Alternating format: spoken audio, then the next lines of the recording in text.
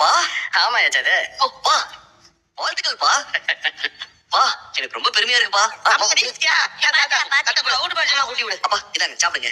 சிறந்த அமைச்சர் விருதுங்கிறது உலக அளவுல ரொம்ப கௌரவமாவும் பெருமையாவும் பார்க்கக்கூடிய விஷயம் மாமா. இது உங்களுக்கு கிடைச்சதுல எனக்கு ரொம்ப சந்தோஷம். வாழ்த்துக்கள் மாமா. என்ன பார்க்கும் போதெல்லாம் இதை செய்யணும் அதை செய்யணும், இந்த ஊர்ல அதை கட்டணும், ஏதாவது பொதுநலம் செய்யணும்னு என்கிட்ட நிதியை கேட்டு கேட்டு வாங்கியிருக்கீங்களே. உன்னுடைய அந்த முயற்சிக்கெல்லாம் கிடைச்சிருக்கிற மிகப்பெரிய கௌரவம் இது. உனக்கு மட்டும் கௌரவம் இல்ல, என் கட்சியை சேர்ந்த ஒருத்தன் இப்படி ஒரு சர்வதேச அமைப்பு கிட்ட இருந்து ஒரு விருது வாங்குறான்னா நம்ம கட்சிக்கு நம்ம ஆட்சிக்கு மிகப்பெரிய கௌரவம் அது. ரொம்ப சந்தோஷமா இருக்கு ராஜாங்கோ. மனசு நிறைஞ்சிருக்குன்னு தான் சொல்லும். இது உங்க வாயால கேட்கிற போது ரொம்ப பெருமையா இருக்கு தலைவரே. ஐயா ராசாங்க, அதான் அம்பட்டு பேரும் உன்னை பத்தி பெருமையா பேசுறாங்க. பாரு, அதை கேட்டு பெத்த வயிறு குளிர்ந்து போச்சு. எவன்கிட்ட எவ்வளவு காசு கொடுத்து இந்த விருது வாங்கினாரோ தெரியலையே. இதுல வெட்டி பெருமை வேற.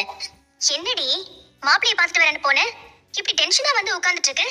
மாப்பிளைய பாத்தியா? என்ன சொன்னாரு?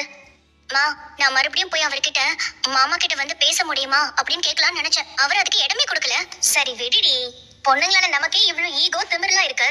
அப்படி இருக்கிறப்ப அவர் இந்தியாலே பெரிய பணக்காரரு. அவருக்கு ஈகோ திமிரு இதெல்லாம் இருக்கும்ல. அவங்க எல்லாம் போய் யார்கிட்டயும் பேசணும்னு நினைக்க மாட்டாங்க. சரி, கடைசியில என்னதான் சொன்னாரு? உங்க மாமா என்னைக்கு கல்யாணம் ஏற்பாடு பண்றாரோ அதே நாள்ல வேற ஒரு இடத்துல உனக்கும் எனக்கும் கல்யாணம். உன்னை எப்படி நான் வீட்டுல இருந்து தூக்கிட்டு போறதுன்னு எல்லாத்தையும் நான் பாத்துக்கிறேன்னு சொல்றாரு. அப்ப என்ன, கவலைப்படாம இருடி, பாத்துக்கலாம். ஆமா, அப்ப என்ன ஓடி போய் கல்யாணம் பண்ணிக்க சொல்றியா? ஓடி எல்லாம் போக வேண்டாம், கார் அனுப்பி விடுவாரு, நீ கார்ல போ. மா, காமெடியா?